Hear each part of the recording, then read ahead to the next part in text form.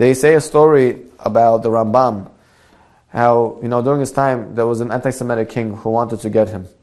And the king found out that there's a Gemara that says that the Chachamim are wiser than the Nevi'im, the prophets. The rabbis are wiser than the prophets. Now this Gemara needs much explanation, and there's a whole back and forth to this Gemara, and I'm not going to be able to go through it with you right now, but there's a lot of depth and wisdom behind what this Gemara even means. But the secular world understands us very literally, and he went ahead and he summoned the Rambam and he said, Rabbi, I heard that you claim that you're even greater than the prophets in your wisdom. You claim that you would be able to answer questions that even prophets won't be able to answer. So, I want to conduct a test.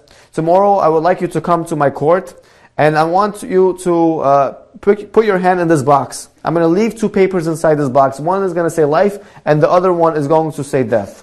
If you take out life, so then you're good to go, you could go home, and you could live on. But if you choose death, then we're going to execute you. And you are wiser than the prophet, and you for sure know which one you're going to choose without even looking at it. So I'm sure you're going to choose the right one. And the rabbi had no choice, and he was told that if he tries to run away, they're going to capture him, and they're going to punish him for trying to escape. And the next day, the Rambam had no choice but to show up. He came to the courtroom, and there were so many people over there waiting to see what is going to be the fate of the Rambam. Is he going to die? Is he going to live?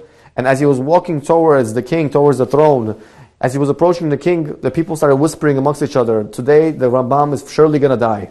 So the Rambam was thinking, 1 minute, it's only a 50% chance. 50% chance I'm going to live, 50% chance I'm going to die. There's one paper that says I want life, and the other paper that says death.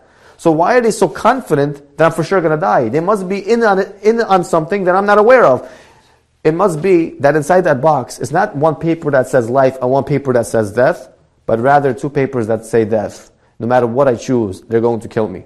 When they got up to the box, the Rambam noticed that the king had a smirk on his face. He says, go ahead! And he looked very confident that the Rambam is going to die, and he's going to choose the paper that says death on it. The Rambam took his hand, put it inside, and at that moment everyone's staring to see what's going to be next. And you will not imagine the next thing the Rambam would do. And none of us, I'm sure, would have ever probably dreamed to even do such a thing. But it was such a brilliant move, because this move saved his life.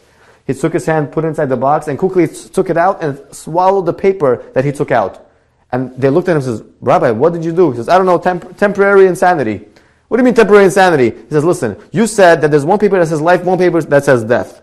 Whatever I just swallowed must be the opposite of what's inside the box, correct? And the king knew that both of them said death, and he said, that is correct. And they said, okay, let's see what's in the box. Of course, what was inside there? Death. And it turned out that both those papers were death. Who outsmarted who? The Rambam outsmarted the king.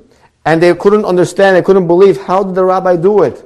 How did he know? Look how wise our rabbis are.